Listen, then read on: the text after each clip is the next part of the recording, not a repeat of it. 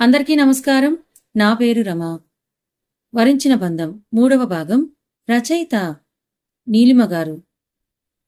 ఒక నిట్టూర్పు విడిచి వాళ్ళ అక్క వెళ్ళిపోయిన దగ్గర నుంచి విడాకుల విషయం వరకు పొల్లిపోకుండా మొత్తం చెప్తుంది. అంతా విన్న ప్రియ మైండ్ కాసేపు బ్లాంక్ అయిపోయింది. కాసేపటి తేరుకొని మరి అర్జున్ సంగతి ఏంటని అడుగుతుంది. అర్జున్ సంగతి మాట్లాడుకోవడానికి ఏముంది? నా మనసులో ఇష్టం ఉన్నా అది తనకి ఎప్పుడు చెప్పలేదు. ఇక చెప్పాలని కూడా అనుకోవట్లేదు. అదేంటి, ఎలాగో నువ్వు కరెంట్ డివోర్స్కి అప్లై చేశారు.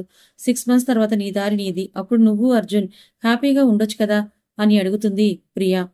ఇప్పటికే నా లైఫ్లోకి అనుకోకుండా ఒక తుఫాన్ వచ్చింది. 6 నెలల తర్వాత ఏం జరుగుతుందో మనం ఊహించలేం కదా.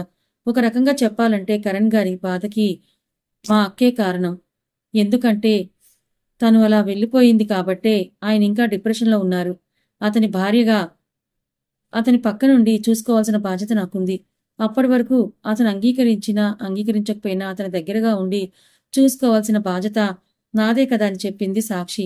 మరి అర్జున్ సంగతి ఏంటని అడుగుతుంది. కొన్ని రోజులు బాధపడతాడు, కానీ తర్వాత తనే రియలైజ్ అవుతాడు. నా వైపు నుంచి ఇష్టం ఉన్నట్లు తనకు తెలియదు కాబట్టి తొందరగానే రియలైజ్ అవుతాడని నేను అనుకుంటున్నాను. సరేలే, ఎలా జరగాలంటే అలాగే జరుగుతుంది. నువ్వు ఎక్కువ దీని గురించి ఆలోచించకని ప్రియా అంటుంది. పద, కొంచెం లేట్ అయితే మన బాస్ అరుస్తాడని చెప్పి ఇద్దరు ఆఫీసులోకి వెళ్తారు. అర్జున్ తన క్యాబిన్లో పేషెంట్ రిపోర్ట్ చూస్తుంటే నర్స్ వచ్చి సార్ ఎమర్జెన్సీ అనగానే సరే అని చెప్పి వెళ్తాడు. ఐసీయూ బయట ఒక 25 ఏళ్ల అమ్మాయి నుంచనుంది. అర్జున్ వెళ్ళగానే ఆశ్చర్యంగా చూస్తూ ఉండిపోయింది. తన పేషెంట్ దగ్గరగాని లోపలికి వెళ్ళగానే అక్కడే ఉన్న నర్స్ దగ్గరికి ఆ అమ్మాయి వచ్చి అతను అని అడుగుతుంది. అర్జున్ వెళ్ళిన వైపే చూపిస్తూ అతను డాక్టర్, కార్డియాలజీ విభాగంలో పనిచేస్తున్నారని చెప్తుంది. అవునా అంటూ అటూ ఇటు తిరుగుతూ డాక్టర్ ఎప్పుడు బయటకు వస్తారా, ఏం చెప్తారని ఎదురు చూస్తుంది. కాసేపటికి అర్జున్ బయటకు వచ్చేసరికి ఎదురుగా వెళ్ళి సార్, మా అమ్మకి ఎలా ఉందని అడుగుతుంది. మీరు ఆ పేషెంట్ తాలూకా వల్ల అని అడుగుతాడు. అవును సార్ అని అంటుంది. ఇప్పటికీ ప్రాబ్లం లేదు, ఒకసారి నా క్యాబిన్కి రండి అని చెప్పి వెళ్ళిపోతాడు. ఐసీయూ రూమ్ డోర్ గ్లాస్లో నుంచే వాళ్ళ అమ్మను ఒకసారి చూసుకొని డాక్టర్ క్యాబిన్కి వెళ్తుంది. మే కమిన్ సార్ అని అంటుంది. ఎస్ అనగానే లోపలికి వెళ్ళి అతని ఎదురుగా నుంచోగానే కూర్చోండి అని అంటాడు. ఆ అమ్మాయి కూర్చోగానే చూడండి మిస్ అని అంటాడు. ప్రణవి సార్ అనగానే ఓకే ప్రణవి గారు, మీ అమ్మగారికి హార్ట్ సర్జరీ చేయాలి. కొన్ని రోజులు మందులతో ఆపొచ్చు, కానీ వీలైతే త్వరగా ఆపరేషన్ చేయాలని అంటాడు అర్జున్. ఆపరేషన్కి ఎంత అవుతుంది డాక్టర్ అని అడుగుతుంది. మెడిసిన్స్ అన్నీ కలిపి 10 లక్షలు అవుతుంది. సరే సార్, తొందరలోనే మనీ చూసుకొని చేయిస్తాను సార్ అని చెప్పి ఇప్పుడు అమ్మని తీసుకెళ్ళిపోవచ్చా సార్ అని అడుగుతుంది. 1 day అబ్జర్వేషన్లో ఉంచాలి, రేపు డిశ్చార్జ్ చేస్తాం అని చెప్తాడు Arjun. Okay thank you sir అని అతన్ని ఒక నిమిషం చూసి వెళ్ళిపోతుంది. బెంగళూరు సిటీ ఒక అపార్ట్మెంట్లో 301 ఫ్లాట్లో ఒక అమ్మాయి మంచం మీద పడుకొనుంది. ఆ అమ్మాయి ముఖం చూస్తూనే తెలుస్తోంది తను చాలా నీరసంగా ఉందని. అదే ఫ్లాట్లో వంటగదిలో ఒక అమ్మాయి వంట చేస్తూ ఫోన్లో వాళ్ళ అమ్మతో మాట్లాడుతోంది. చెప్తే వినకుండా అంత దూరంగా జాబ్ అంటూ పరిగెత్తుకెళ్ళావు, ఒంటరిగా ఎలా ఉంటావో ఏంటో అని అంటారు వాళ్ళ అమ్మగారు ఫోన్లో. అబ్బా చెప్పాను కదమ్మా, నాతో పాటు నా ఫ్రెండ్ కూడా ఉంటుంది కాబట్టి నువ్వు నా గురించి ఎక్కువ ఆలోచించుకొని అంటుంది ఆ అమ్మాయి. సరేలే, నువ్వు నా మాట వింటావా ఏంటి, కొంచెం జాగ్రత్తగా ఉండని చెప్పి ఫోన్ కట్ చేస్తారు. తర్వాత తను వంట పూర్తి చేసి బయటకు వచ్చి తన ల్యాప్టాప్ తీసుకుని లాగిన్ అయి తన వర్క్ ఫ్రమ్ హోమ్ స్టార్ట్ చేస్తుంది. సాయంత్రానికి ప్రియా, సాక్షి బయట నుంచొని మాట్లాడుకుంటూ ఉండగా కిరణ్ కారు వచ్చి ఆగుతుంది. కరణ్ తన ప్రియను నా బెస్ట్ ఫ్రెండ్ అని పరిచయం చేస్తుంది సాక్షి. హాయ్ అన్నయ్య అంటుంది ప్రియా. హాయ్ అని ఫార్మాలిటీకి చెప్పి స్మైల్ ఇస్తాడు. ఓకే ప్రియా బాయ్ అని చెప్పి కారు ఎక్కుతుంది సాక్షి. ఇద్దరు కలిసి కాసేపటికి ఇంటికి చేరుకుంటారు. వీళ్ళు వెళ్లేసరికి ఆనంద్ గారు, తులసి గారు హాల్లో కూర్చొని మాట్లాడుకుంటున్నారు. హాయ్ అత్తయ్య అంటూ వెళ్ళి ఆవిడ పక్కన కూర్చొని కాఫీ కావాలా, నేను చేసి తీసుకురానా అని అడుగుతుంది. నువ్వు ఆఫీస్ నుంచి వచ్చావు, నీకు కావాలా చెప్పు, నేను తీసుకొస్తానని అడుగుతారు తులసి గారు. అత్తలు అంటే వీరి లెవెల్లో కోడల చేత పని చేయిస్తారని నేను విన్నాను, కానీ మీరేమో నాకు పని చెప్పకుండా మీరే చేస్తానంటున్నారు. సో స్వీట్ మా అత్తయ్య అని అంటుంది సాక్షి. తన మాటలకు మిగతా వాళ్ళందరూ నవ్వుతూ చూస్తారు. సరే సరే, నీ మాటలతో నన్ను బుర్రీ కొట్టించకు, కానీ వెళ్ళి మీరు ఫ్రెష్ అయ్యండి, నేను ఈలోపు స్నాక్స్ ప్రిపేర్ చేస్తానని చెప్పి వంటగదిలోకి వెళ్తారు తులసి గారు. వీళ్ళు ఫ్రెష్ అయ్యి వచ్చేసరికి తులసి గారు స్నాక్స్ పట్టుకుని వస్తారు. అందరూ కలిసి గార్డెన్లో కూర్చొని కబుర్లు చెప్పుకుంటూ ఎంజాయ్ చేస్తారు. కరణ్ మాత్రం పైకి నవ్వుతున్నాడు, కానీ తన కళ్ళల్లో బాధ సాక్షి కంటపడింది. కాసేపటికి భోజనాలు చేసి ఎవరు రూమ్కి వాళ్ళు వెళ్ళిపోతారు. కరణ్ డల్గా ఉన్నాడని సాక్షి కాసేపు ఆలోచించి కరణ్ గారు, నేను మీతో మాట్లాడాలని అంటుంది. ఏంటని అడుగుతాడు. అది మనం డివోర్స్ తీసుకునే వరకు ఫ్రెండ్స్లా ఉండొచ్చు అన్నారు కదా మీరు అని అడుగుతుంది. చెప్పానైతే ఏమైంది ఇప్పుడు అని అడుగుతాడు. ఫ్రెండ్స్ అంటే ఒకరి గురించి ఒకరికి తెలియాలి కదా, అందుకే ఇప్పుడు మీరు కొన్ని విషయాలు షేర్ చేసుకుందామని అంటున్నాను, ఏమంటారని అడుగుతుంది సాక్షి. సరే అని చెప్పి సోఫాలో తన ఎదురుగా కూర్చుంటాడు కరణ్. మనం ఎలాగో డివోర్స్ తీసుకునే వరకు కలిసే ఉండాలనుకుంటున్నాం కాబట్టి ఒకరి గురించి ఒకరు తెలుసుకుంటే బాగుంటుందని నా అభిప్రాయం, ఏమంటారు అని అంటుంది సాక్షి. బానే ఉంది నువ్వు చెప్పింది, సరే నువ్వే స్టార్ట్ చేయని కరణ్ అంటాడు. నాదేముంది, నేను చిన్నప్పటి నుంచి ఎక్కువగా డాడీనే ఇష్టపడతాను, ఎందుకో తెలియదు, నాకు ఫస్ట్ ప్రిఫరెన్స్ డాడీనే. నేను 10th వరకు కూడా ఇక్కడే చదువుకున్నాను, తర్వాత ఫ్రీ సీట్ వస్తే వరంగల్ వెళ్ళాను, ఆ తర్వాత కంటిన్యూ చేశాను అక్కడే. అక్కడ హాస్టల్లో ఉండేదాన్ని, నా రూమ్మేట్ బెస్ట్ ఫ్రెండ్ కూడా ప్రియాని. అక్కడే ఒక 1 year ఉండి జాబ్ చేసి తర్వాత ఇక్కడ షిఫ్ట్ అవుదాం అనుకున్నాను. అప్పుడే డాడీ ఫోన్ చేశారు, అక్కకి పెళ్లి పెట్టాము, ఇక్కడికి వస్తే ఇక్కడే జాబ్ చేసుకుందు అని చెప్పారు. నాకు కూడా అదే బెస్ట్ అనిపించి ఇంకా ఇక్కడికే షిఫ్ట్ అయిపోయాను. ఆ తర్వాత మీకు తెలిసిందే అని చెప్పింది సాక్షి. ఇప్పుడు మీ గురించి చెప్పండి అని అంటుంది. నేను చిన్నప్పటి నుంచి ఇక్కడే వైజాగ్లోనే ఉన్నాం. నాకు కూడా చిన్నప్పటి నుంచి పెద్దగా ఎవరూ తెలియదు. నేను, తమ్ముడు, తర్వాత తను చనిపోయిన దగ్గర నుంచి నేను ఒంటరి వాళ్ళ ఫీల్ అయ్యాను. 1 year అయితే డిప్రెషన్లోకి కూడా వెళ్ళిపోయాను. కానీ కొంచెం ఆ టైంలోనే ఆద్య నాకు పరిచయమైంది. ఇంకా మా తమ్ముని నేను తనలో చూస్తున్నాను. ఇప్పుడు సొంత చెల్లెల్లా మారిపోయింది. ఇంటర్ నుంచి మేము నలుగురం బెస్ట్ ఫ్రెండ్స్. ఆ తర్వాత మీ అక్క అవిక్షే నా లోకం అనుకున్నాను. కానీ ఇంత తొందరగా నా లైఫ్ టర్న్ అవుతుందని అనుకోలేదని చెప్తాడు. లాస్ట్లో అన్న మాటలకి తన గొంతు జీరపోయింది. కరణ్ గారు, నాకు నిద్ర రావట్లేదు, మనం ఏదైనా మూవీ పెట్టుకొని చూద్దామా అని అడుగుతుంది సాక్షి. ఇప్పుడా అని అంటాడు. మేము ఎక్కువ నైట్ హార్ట్స్ అవి చేసే వాళ్ళం, సరదాగా అలవాటైపోయింది, తొందరగా నిద్ర రాదు మాకని చెప్తుంది. సరే అయితే ల్యాప్టాప్లో పెట్టుకుందాం, ఏ మూవీ కావాలి అని అడుగుతాడు. అని కాసేపు ఆలోచించినట్టు ఫేస్ పెట్టి రాజా రాణి మూవీ పెట్టుకుందాం అని అడుగుతుంది. సరే కమ్ అని చెప్పి ఇద్దరు పక్కపక్కన కూర్చొని ల్యాప్టాప్ ఎదురుగా పెట్టుకొని మూవీ చూడడంలో లీనమైపోతారు. అలా మూవీ చూస్తూ చూస్తూనే కరణ్ భుజంపై వాలి పడుకుండిపోతుంది సాక్షి. కరణ్ మూవీ చూస్తూ చూస్తూ అలాగే సాక్షి ఒకసారి చూస్తాడు. కానీ తను అప్పటికే గాఢ నిద్రలోకి వెళ్ళిపోతుంది. టైం చూస్తాడు, అప్పటికే 10 అయిపోద్ది. కరణ్ కూడా నిద్రొస్తుందని ల్యాప్టాప్ బ్యాకప్ వచ్చేసి సాక్షిని సోఫా పైన సరిగ్గా పడుకోబెట్టి తను కూడా పడుకుంటాడు. కరణ్ పడుకుంటాడే కానీ అస్సలు నిద్ర పట్టదు. అలాగే అవిక్ష గురించి ఆలోచిస్తుంటాడు. అలా ఆలోచిస్తూ ఆలోచిస్తూ నిద్రలోకి జారుకుంటాడు. ఎప్పట్లాగే సూర్యోదయం నేనున్నాననుకుంటూ వచ్చేస్తాడు. కరణ్ లేచి చూస్తే టైంకి సాక్షి ఫ్రెష్ అయిపోయి సారీ కట్టుకుని ఉంటుంది. కరణ్ని చూసి గుడ్ మార్నింగ్ కరణ్ గారు అని విష్ చేస్తుంది. గుడ్ మార్నింగ్ సాక్షి అని చెప్తాడు. సరే మీరు ఫ్రెష్ అయి వచ్చేయండి, నేను బయటికి వెళ్తున్నానని చెప్తుంది. సరే అని చెప్తాడు. హా అని సాక్షి బయటకు వెళ్ళిపోతుంది. హాల్లోకి వస్తుంటే తులసిగారు ఎదురొస్తారు. గుడ్ మార్నింగ్ అత్తయ్య అని చిరునవ్వుతో విష్ చేస్తుంది. గుడ్ మార్నింగ్ అమ్మ అని ఆవిడ కూడా విష్ చేస్తారు. అక్కడ సోఫాలో ఆనంద్ గారు కూర్చుంటే ఆయన కూడా విష్ చేసి వంటగదిలోకి వెళ్ళి కాఫీ కలుపుతుంది. అంతలోకి కరణ్ కూడా ఫ్రెష్ అయి వస్తాడు. తర్వాత తను టిఫిన్ చేసి కరణ్తో పాటు ఆఫీస్కి బయలుదేరుతుంది. అర్జున్ రెడీ అయి ఫాస్ట్గా కిందకు వస్తాడు.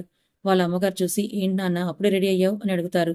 ఈరోజు హాస్పిటల్లో ఓపీలు చాలా ఉన్నాయమ్మా, అండ్ ఆపరేషన్ కూడా ఉంది, అటెండ్ అవ్వాలి. సరే నాన్న టిఫిన్ చేసి బయలుదేరు. సరే అమ్మ పెట్టు అని కూర్చుంటాడు. టిఫిన్ చేసేసి హాస్పిటల్కి బయలుదేరుతాడు అర్జున్. అర్జున్ తన క్యాబిన్లోకి వెళ్తాడు. సిస్టర్ వచ్చి చెప్తుంది, సార్ ఈరోజు ఆపరేషన్ 11కి ఉంది అని. ఓకే అని చెప్పి రౌండ్స్కి వెళ్తాడు. రౌండ్స్కి వెళ్ళేటప్పుడు ఆ వార్డులోని ప్రణవి వాళ్ళ అమ్మగారు ఉన్న వార్డులోకి వెళ్తాడు. అప్పుడు ఆవిడని చూసి, ఇప్పుడు ఎలా ఉందమ్మా మీకు అని అడుగుతాడు. ఇప్పుడు పర్వాలేదు బాబు, కొంచెం నొప్పి తగ్గిందని ఆవిడ చెప్తారు. అర్జున్ పక్కన నర్సుంటే నర్స్తో వీడిని ఈవినింగ్ వరకు అబ్జర్వేషన్లో ఉంచి ఈవినింగ్ డిశ్చార్జ్ ఇవ్వండి అని చెప్తాడు. అలాగే ప్రణవికేసి ఒకసారి చూసి టేక్ కేర్ అని చెప్పి తను వెళ్ళిపోతాడు ఇంకో పేషెంట్ దగ్గరికి. కానీ ప్రణవి మాత్రం అర్జున్ వచ్చిన దగ్గర నుంచి వెళ్లే వరకు తన్నే చూస్తూ ఉండిపోయింది. ఎందుకో అర్జున్ ఫేస్లో ఎప్పుడు ఉండే గ్లో ఇప్పుడు కనిపించట్లేదు అనిపిస్తుంది ప్రణవికి. ఒకప్పుడు అర్జున్ ఫేస్లో ఎప్పుడు చెక్కు చెదరని చిరునవ్వు కనిపించేది.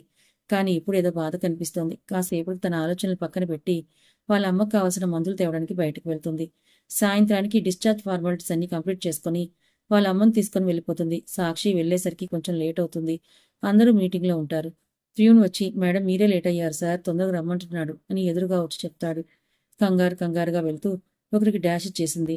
వెనక్కి పడిపోయిందని కళ్ళు మూసుకున్నారు. తనకి ఒకరు తన చేయి పట్టుకొని లాగేసరికి కళ్ళు తెరిచి చూసింది. ఎదురుగా హ్యాండ్సమ్ హక్ కనిపిస్తాడు. అతన్ని చూసి దూరంగా జరగబోతుంటే అతను వదలకుండా చేయి పట్టుకొని రిలాక్స్, మళ్ళీ పడిపోతారని అంటాడు. దాంతో కొంచెం రిలాక్స్ అయ్యి అతన్ని దూరం జరిపి సారీ కొంచెం స్లిప్ అయ్యాను అని అంటుంది. ఇట్స్ ఓకే అని చిన్న స్మైల్తో చెప్తాడు. వెంటనే తన మీటింగ్ హాల్లోకి వెళ్ళిపోతుంది. తను వెళ్లేసరికి అందరూ మీటింగ్లో ఉంటారు. డోర్ నాక్ చేసి వెళ్ళి తన సీట్లో కూర్చుంటుంది. కాసేపటికి బాస్ మాట్లాడుతూ, ఇప్పుడు మీకు ఒక వ్యక్తిని ఇంట్రడ్యూస్ చేస్తాను, అతనే మీ టీం లీడర్ అని అంటాడు. వీళ్ళందరూ ఇలా మాటల్లో ఉండగానే అతను మీటింగ్ హాల్లోకి ఎంటర్ అవుతాడు. ఇతని పేరు సాత్విక్, కొత్తగా జాయిన్ అయిన మీటింగ్ హెడ్. అని అనౌన్స్ చేస్తాడు బాస్. అతన్ని చూడగానే కొంచెం సాక్షి షాక్ అవుతుంది. ఇందాక నేను డాష్ చేసిన ఇతనికేనా అని పక్కనే ఉన్న ప్రియాతో గుసగుసగా చెప్తుంది. మీకు మీరు ఇంట్రడ్యూస్ చేసుకోండి అని వాళ్ళందరితో బాస్ చెప్తాడు. ఎవరికి వాళ్ళు ఇంట్రడ్యూస్ చేసుకున్నాక లాస్ట్లో సాక్షి లేచి నిలబడి I am Sakshi, programme manager in this company. తను అలా చెప్తుండగా చిన్న చిరునవ్వుతో తన్నే చూస్తూ ఉండిపోతాడు సాత్విక్. మీటింగ్ అయ్యాక ఎవరికి వాళ్ళు వెళ్ళి కూర్చుంటారు. సాత్విక్ సాక్షి దగ్గరికి వచ్చి shall we go to coffee అని అడుగుతాడు. సాత్విక్ అలా అడగగానే ప్రియా షాకింగ్గా వాళ్ళిద్దరి వైపే చూస్తూ ఉంటుంది. వాళ్ళ రియాక్షన్స్ చూసి మీకు ఇష్టమైతే నాకు ఇక్కడ ఎవరూ తెలియదు కదా, అందుకనే మిమ్మల్ని అడిగానని అంటాడు. టీం లీడర్ కదా, వెళ్ళకపోతే బాగోదని సాక్షి మనసులో అనుకుని ప్రియా నువ్వు కూడా రా అని ముగ్గురు కలిసి ఎదురుగా ఉన్న కాఫీ షాప్లోకి వెళ్తారు. కాఫీ షాప్లో కూర్చొని ఆఫీస్ విషయాలు, పర్సనల్ విషయాలన్నీ డిస్కస్ చేసుకుంటూ అతని డీసెంట్ నేచర్కి వాళ్ళు తొందరగానే ఫ్రెండ్స్ అయిపోతారు. అతని డీసెంట్ నేచర్కి వీళ్ళు కూడా ఇంప్రెస్ అయ్యారు. కాఫీ తాగుతూ ఆఫీస్ విషయాలు, ఫ్యామిలీ విషయాలు డిస్కస్ చేసుకుంటూ తొందరగానే ముగ్గురు ఫ్రెండ్స్గా మారిపోయారు. తర్వాత ఆఫీస్లోకి వెళ్ళి సాయంత్రం వరకు ఎవరి వర్క్ వాళ్ళు చేసుకున్నారు. కరణ్ ఆఫీస్కి వెళ్ళి ఒకసారి డిటెక్టివ్కి ఫోన్ చేసి ప్రోగ్రెస్ ఏమైనా ఉందా అని అడుగుతాడు. సారీ సార్, ప్రస్తుతానికైతే ఏం క్లూస్ దొరకలేదు, ఎక్కడుందో తెలియలేదని చెప్తాడు. ఓకే, ఎంత తొందరగా వీలైతే అంత తొందరగా కనుక్కోండి అని చెప్పి కట్ చేస్తాడు. ఆఫీస్ రూమ్ కిటికీ దగ్గరికి వెళ్ళి ఒకవైపు నుంచి 2 చేతులు ప్యాంట్ పాకెట్లో పెట్టుకుని దీర్ఘంగా ఆలోచిస్తాడు. ఎందుకు వెళ్ళిపోయావు అవక్ష నువ్వు, అసలు కారణం ఏంటనుకుంటాడు. తర్వాత కొంచెం సెట్ అయి వర్క్లో లీనమైపోతాడు. సడన్గా వాచ్ చూసేసరికి టైం 5:30 అయి ఉంటుంది. ఓ గాడ్, సాక్షి ఆఫీస్ టైం అయిపోయింది కదా అనుకుని కార్ కీస్ తీసుకొని బయలుదేరతాడు. నేరుగా సాక్షి ఆఫీస్ ముందే కారు ఆపి దిగేసరికి అక్కడ జరుగుతున్నది చూసి కొంచెం కోపం వస్తుంది. ఏం జరుగుతుందంటే అప్పటికే సాక్షి ప్రియ మాట్లాడుకుంటూ బయటకు వస్తారు. ఆఫీస్ టైం అయిపోయిందని. ఓకే సాక్షి, కరణ్ అన్నయ్య ఇంకా రాలేనట్టుంది, నేను వెయిట్ చేయనా అని అడుగుతుంది. పర్లేదులే, నువ్వు స్కూటీ మీద వెళ్తావు కదా, వెళ్ళిపో, మళ్ళీ చీకటి పడితే నీకు ఇబ్బంది కదా, నేను వెయిట్ చేస్తాలే, వచ్చేస్తుంటారని అంటుంది సాక్షి. సరే బాయ్ అని చెప్పి ప్రియా స్కూటీ స్టార్ట్ చేసుకుని వెళ్ళిపోతుంది. సాక్షి ఒక్కతే అక్కడ ఒకవైపు నుంచొని వెయిట్ చేస్తూ ఉంటే ఇద్దరు అబ్బాయిలు వచ్చి హాయ్ బ్యూటీ వస్తావా అని అడుగుతారు. ఈడియట్ గెట్ లాస్ట్ అని చెప్పి ఊరుకుంటుంది గొడవ ఎందుకని. ఏంటి పాప, మేమంత స్మూత్గా అడుగుతుంటే నువ్వేంటలా ఫేస్ పెట్టావు, మేము నచ్చలేదా, పర్లేదు నీకెంత కావాలంటే అంత ఇస్తామని వల్గర్గా మాట్లాడతారు. యూ ఈడియట్ అని ఇవన్నీ కొట్టడానికి సాక్షి చేయలేకపోతుంది. అంతలోనే వాడు రియాక్ట్ అయ్యి సాక్షి చేయి పట్టుకుని టీస్ చేస్తుంటాడు. అప్పుడే అక్కడికి వచ్చిన సాకేత్ అది చూసి ఫాస్ట్గా రియాక్ట్ అయ్యి సాక్షి చేయి పట్టుకున్న వాడి మెడ మీద కాలుతో తంతాడు. ఎవరను మధ్యలో నువ్వెవరు, ఎందుకు వచ్చావని ఆవేశంగా అడుగుతాడు ఇంకొకడు. నేనెవరైతే మీకేంట్రా, మీకు ఇక్కడేం పని, అమ్మాయి నేర్పించడం అంటే హీరోయిజం అయిపోయింది ఒక్కొక్కడికి అని కొట్టించోట కొట్టకుండా కొడతాడు. వాళ్ళేమో కుర్రో మొయ్యో అనుకుంటూ నెమ్మదిగా వెళ్ళిపోతారు. కంగారుగా తన దగ్గరికి వచ్చి మీకేం కాలేదు కదా సాకేత్ గారు అని అతను చేయి పట్టుకుని అడుగుతుంది సాక్షి. లేదు సాక్షి, ఐఆమ్ ఓకే అని అంటాడు. అది చూసే మన కరణ్ బాబుకి కోపం వచ్చింది. కరణ్ రావడం చూసి అదిగో ఆయన వచ్చేసారు, బాయ్ సాకేత్ అని చెప్పి కార్ దగ్గరికి వెళ్తుంది. కరణ్ వైపు ఒకసారి చూసి నార్మల్గా అతని కార్ స్టార్ట్ చేస్తూ వెళ్ళిపోతాడు. కారులో కూర్చున్న సాక్షిని ఎవడు వాడు అని అడగాలనుకుని అంత సాహసం చేయకుండా నేనెందుకు అంత రియాక్ట్ అవుతున్నాను, సాక్షి ఎవరితో మాట్లాడితే నాకెందుకు అని తనలో తనే అనుకుంటూ సైలెంట్గా కార్ డ్రైవ్ చేస్తాడు. ఇంటి దగ్గరికి వచ్చే వరకు కూడా ఒకరికొకరు మాట్లాడుకోరు, సైలెంట్గానే ఉండిపోతారు. వీళ్ళ ఇంట్లోకి వచ్చేసరికి ఇల్లంతా సంతోషంగా ఉంటుంది. ఏంటా అని చూస్తే ఆద్య ఇంట్లో వాళ్ళ అమ్మ నాన్నలతో టూర్ విశేషాలు అన్నీ కూడా నాన్ స్టాప్గా చెప్తూనే ఉంది. హాయ్ రా అనుకుంటూ కరణ్ వెళ్ళి ఆద్య పక్కన కూర్చుంటాడు. హాయ్ అన్నయ్య, హాయ్ వదిన అని ఇద్దరిని విష్ చేస్తుంది. సరే, ఒక 15 మినిట్స్లో ఫ్రెష్ అయ్యి వస్తాను అని చెప్పి కరణ్ రూమ్కి వెళ్ళిపోతాడు. అన్నట్లుగానే ఫ్రెష్ అయ్యి కిందకు వచ్చేసరికి ఆద్య చెస్ గేమ్ బోర్డ్ రెడీ చేస్తుంటుంది. అక్కడికి వచ్చిన వాళ్ళ అన్నయ్యని చూసి అన్నయ్య మన వాడి చాలా రోజులైంది కదా, ఈ రోజు చెస్ ఆడుకుందామని అంటుంది. సరేరా అని నవ్వుతూ చెప్పి తన ఎదురుగా కూర్చుంటాడు. వంటగదిలో ఉన్న సాక్షిని చూసి వదిన నువ్వు కూడా రా, చెస్ ఆడదాం అని పిలుస్తుంది ఆద్య. లేదాద్య, నాకు అంత బాగా ఆడటం రాదు, మీరు ఆడండి నేను చూస్తూ ఉంటానంటుంది. అలాంటిదేం లేదు, డాడీ అన్నయ్య చాలా బాగా ఆడతారు కాబట్టి అన్నయ్య నేను ఒకటి, డాడీ నువ్వు ఒకటి ఆడి తీరాల్సిందే అని అంటుంది ఆద్య. రా తల్లి, సరదాగా ఆడదాం, అందరం మనమే కదా కాబట్టి ఏం పర్లేదులే అని అంటారు ఆనంద్ గారు. సరే మావయ్య అని చెప్పి ఆయన ఎదురుగా కూర్చుంటుంది. అలా సరదాగా స్టార్ట్ చేసిన చెస్ గేమ్లో ఎత్తుకు పై ఎత్తు వేసి కరణ్ ఆద్య బాగా ఆడతారు. స్టార్టింగ్లో కొంచెం డీలా పడిన తర్వాత సాక్షి కూడా బాగా ఆడుతుంది. లాస్ట్కి సాక్షి ఆనంద్ గారే విన్ అవుతారు. కథ ఇంకా ఉంది. మరి కరణ్ సాక్షిల మధ్య ఈ ఫ్రెండ్షిప్ అనేది పోయి భార్యాభర్తల బంధం ఏర్పడుతుందా? అసలు అవిక్ష అంతగా ప్రేమించి ఎందుకు పెళ్లిలోంచి వెళ్ళిపోయింది? మరి సాక్షి కరణ్లు డివోర్స్ తీసుకుంటారా? అర్జున్ సాక్షిని మర్చిపోతాడా? ఈ సాకేత్ ఎవరు? అర్జున్ని వెంబడిస్తున్న ఆ ప్రణవి ఎవరు? తెలుసుకోవాలనుకుంటే ఛానల్ని ఫాలో అవ్వండి. కథ నచ్చితే లైక్ చేయండి. Thank you so much for watching.